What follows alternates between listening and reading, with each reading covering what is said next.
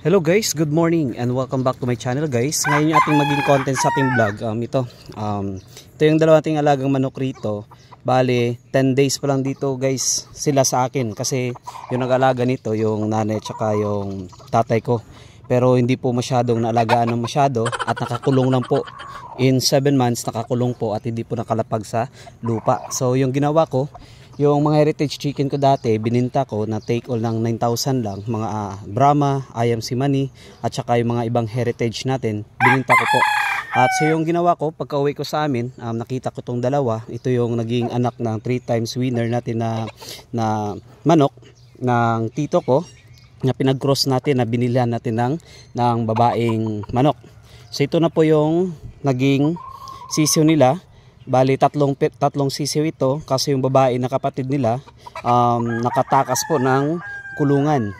So hindi na nakita, hindi na nakabalik. Tapos ito na lang guys yung natira, dalawa.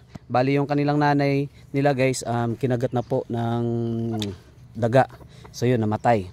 So nagtataka po kayo kung bakit po yung ating manok rito maila po. Kung lalapitan po natin yan.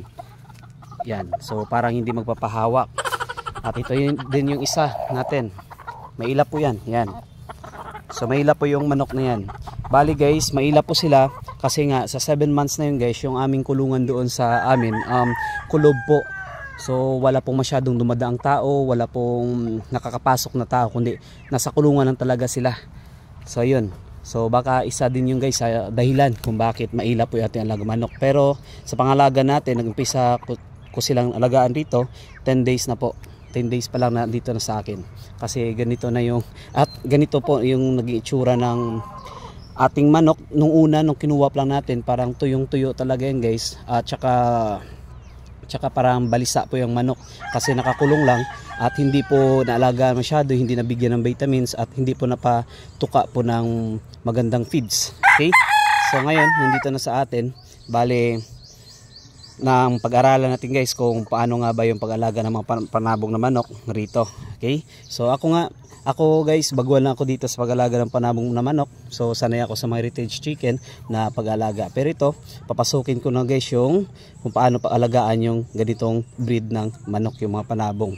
Bali yung purpose ko lang dito guys, kaya nag-alaga ako nito, hindi po naman ako sa bungero.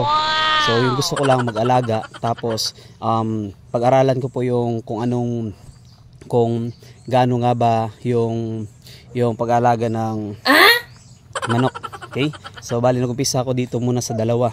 So try ko mag-condition, anong pakain, anong mga vitamins, kung anong mga injection yung ating pwede ma-provide sa kanila. Okay? So maraming nagtatanong, sir, bakit mag-alaga ka ng manok, hindi mo pinili yung mga quality talaga, yung mamahaling mga manok? Okay, so ito yung sagot ko guys sa tanong na yan. Hindi po talaga akong bibili ng quality na manok. Bakit?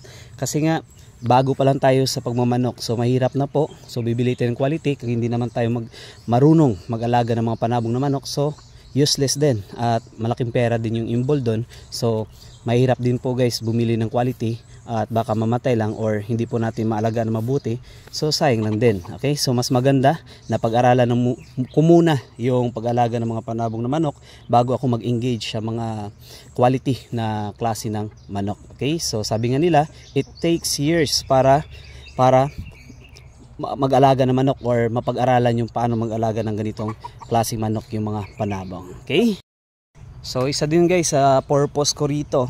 Ang iba kasi yung program ko sa mga heritage chicken.